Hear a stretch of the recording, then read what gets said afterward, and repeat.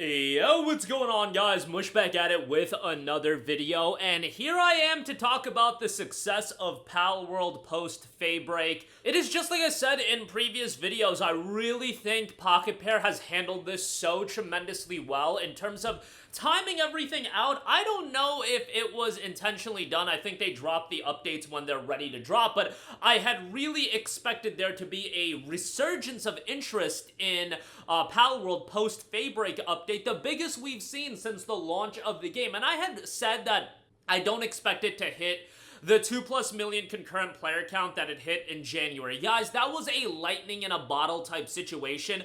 To replicate the scenario that we were in, to do that again, it'd be damn near impossible. And Pocket Pair, everyone involved knew that that number wasn't sustainable, and we always talk about it when it comes to games, and not even games like this, because Palworld is not a live service game. It's not about where you peak at. Who cares what the concurrent player count peak is? Actually, for a game like Palworld, it matters more than, let's say, a game like, I don't know, Marvel Rivals, for example, because that game's hot. Marvel Rivals is a free-to-play title anybody can jump into, and that game peaked at 400,000 concurrent players. Great number for that game, but really for that game, it matters about sustainability. Where are you going to settle at? Palworld, on the other hand, is a $30 buy-to-play game that, yeah, it peaked at 2 million concurrent players. Everybody spent their $30 on it. Pocket Pair got their money, and people that spent their money on it got a worthwhile experience, even in early access. It's just going to be hard to replicate that level of interest. However, with Fay break, I had said that I wouldn't be all that surprised if this game manages to crack 100,000 concurrent players again, and I thought that would be a really successful number. Bear in mind that the game was hovering to 20 to 40,000 concurrent players, which a game almost a year post-launch I don't think is that bad of a number. I mean, you'll see the hysteria of, oh my god, the game's lost 95% of its player base, but in reality, for people that can use half a brain cell, that's not that big of a deal when you're talking about a buy-to-play game, and it is about what kind of resurgence can you get when you're dropping an update like this, and Fay break, post-update, has actually cracked 200,000 concurrent players, and you guys, look at all the games that come out. This is a competitive environment. For a buy-to-play game like Palworld to drop an update and then surge back up to 200,000 concurrent players, that's an incredibly successful number, and I think they timed it out very, very well during the holidays. Winter sale has just started on Steam. I would argue that maybe Palworld's Fay break update should have dropped pre-winter sale just so they could have gotten the banner treatment, but that's just my 2 cents, very minor nitpick there. But there's gonna be a lot of people that are getting, whatever it be, a new PC, Steam credit, asking for gifts, so on and so forth, and they see Palworld gets this major update, they're buying the game, or in the case of Palworld, it is just thematically, I feel like, a very joyful game, and when you look at games that fit that Christmas vibe, that good vibe element, I feel like Palworld really does hit that quite well, and the fact is, this Fay break update is so colossal. Like, I get it that this is an early access game, but is anybody really gonna argue that Palworld at launch and the level of content, maybe you can say, hey, it wasn't worth $30, but everybody that I've talked to, my friends that are super into this game, have spent 40, 50, 70 hours in the game, well over that.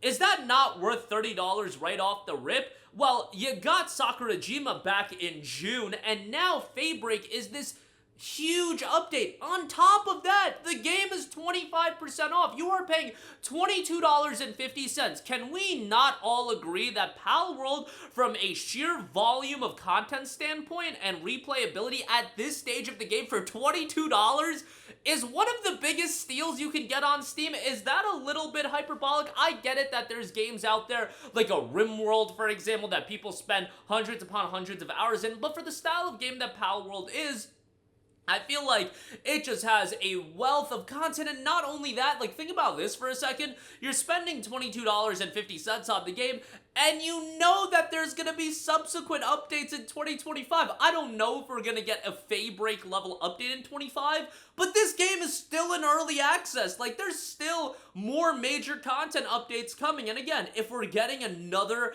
content update at the level of Faybreak and then another one that's at the level of Sakurajima, just let that digest for a second for $22. That has to be absolute highway robbery. And ultimately, I do expect Palworld's price to go up when it comes out of early access, but at this stage of the game, the fact is the game is $22 and change, and I feel like that is a staggering price point. Now, 2024 was a banner year for Palworld. I mean, the game came out. Like, it has to be a banner year for Palworld. But in terms of what Palworld's longevity is and the future of the game, I think 2025 is, as I've said before, an absolute monumental year for Palworld in terms of how it's gonna look like for the long-term prospect of this game, because there are so many irons in the fire in terms of things to come in 2025. Obviously, there's going to be more content updates. That's great. There's the Terraria crossover that we already know about. We got a hint of that in this update. You've got the mobile title that's being worked on by Krafton. Sony's got a partnership, and I don't know if Palworld's going to enter other mediums. And of course, I'd be remiss if I don't mention the Nintendo lawsuit that I would imagine would have some developments in 25 as well. Given all of that is going to go down in 2025, sure, the release of Palworld was always going to be big. I've been talking about Palworld going back into mid-23. I mean, it was obvious to me that if this game was actually going to come out, if Nintendo wasn't going to throw the ban hammer on it even before, and I get it. A lot of people had told me pre-release of Palworld they can't do anything about it, but I know how Nintendo operates. I just knew that they're not gonna, they ain't waking up from bed, the execs at Nintendo, feeling good about Palworld. I'm gonna tell you that right now, and that was obvious to see. They just needed to get, you know, all those patents in order, and now they have, I guess, some legal ground to stand on, and even if they don't win, they're gonna make things a nuisance for Pocket Pair, as we've already seen, as far as changing aspects of the game to get around the lawsuit. It's ridiculous, but as long as they can get past that, that is my biggest worry at this stage of the game. They're gonna be okay, and I ultimately think that if they do get past the Nintendo lawsuit, it'll be like a really good thing for Palworld in terms of rallying the consumer, because Nintendo doesn't look good like this. Those hardcore Nintendo fans that are siding with Nintendo, you were never gonna win them over anyway. I think for the most part, the people that are on PC, playing the game on PlayStation, so on and so forth, that's your audience, and that audience is gonna rally even more behind you and potentially get other people to try out the game. You know, I'm trying to look at it from a positive lens, but based on Faybreak doing so well. The game, by the way, recent reviews have it at overwhelmingly positive. 13,000 reviews, 95% positive. We're just 1% shy from the all-time reviews being positive, but there are 302,000 reviews, so that's going to be a little difficult to swing that overwhelmingly. But drop another update like Faybreak. Continue to do the work that you're doing. I'm sure there were some negative reviews attached to the sphere throwing stuff. You know, they can't do much about that. I just wish there was a level of transparency attached to that, but in the case of it being a literal legal matter, I can understand why there isn't that level of transparency. I'm sure they are talking to their lawyers, and there's things they can and can't talk about that are going to go over my head in terms of the legality of this situation. But if you have yet to check out Palworld, you guys, for $22, not only are you getting all of the content that's in the game, which I think make it worthwhile already, you're also getting the promise of future content updates, and hopefully in 25 the game just gets bigger and bigger and the game will go up in price, so not a bad idea to pick it up now. But that'll do it for me. Let me know all of your thoughts in the comments section down below. As always, guys, thanks for watching, and I will catch you guys in the next one. Peace out.